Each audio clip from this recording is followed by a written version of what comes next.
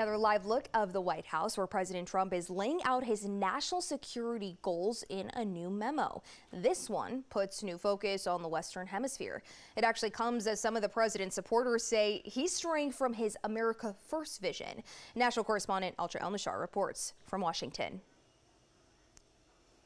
Shy of a year into his second term, President Trump details in this newly released national security memo how he wants to change America's relationships and responsibilities in every region of the globe.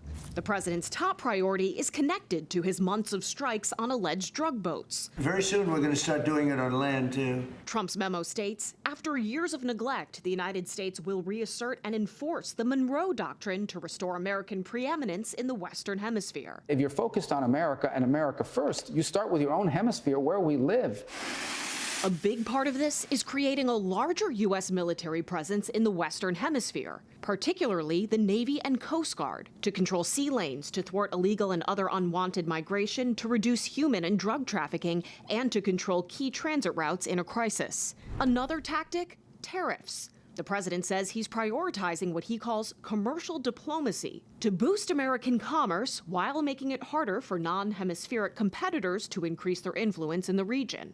And the White House says we should make every effort to push out foreign companies that build infrastructure in the region. The Trump administration says all of this is part of their America First strategy, but even some of the president's own supporters argue he's too focused on foreign affairs. America First should mean America First and only Americans first. Where the Trump administration wants America to shoulder less responsibility is Europe, claiming the continent is in decline in part due to migration. They also accuse European leaders of having unrealistic expectations for peace in Ukraine and argue NATO should stop expanding. This memo has much in it that should encourage Russia, which also wants to stop NATO from expanding and rejects Europe's expectations for the end of its war.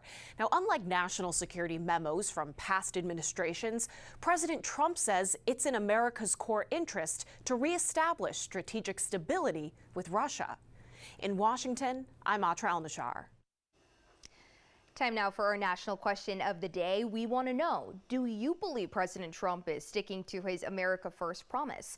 Chime in with your answer on our website. All you have to do is search KMPH.com, or with your camera app, scan this QR code that you see on your screen. Well, the Supreme Court will decide if President Trump's order to restrict birthright citizenship is constitutional. The January 20th order declared children born to parents in the U.S. illegally or temporarily are not American citizens. Lower courts have ruled that the order violates the 14th Amendment, which makes anyone born in the U.S. an American citizen. The Trump administration argues that it was meant for newly freed slaves and their children, not for children of people in the country illegally. The court is expected to take up the case in the spring with a ruling by summertime. And we'll stick with the Supreme Court because they're also allowing Texas to use the newly carved out congressional districts Republicans put together this year. The court is allowing the map to stay amid a larger review. House Speaker Mike Johnson is actually calling it good news. States doing the same, but when it all sorts out, we'll net seats. Again, I liked the maps even before the current redistricting battles began.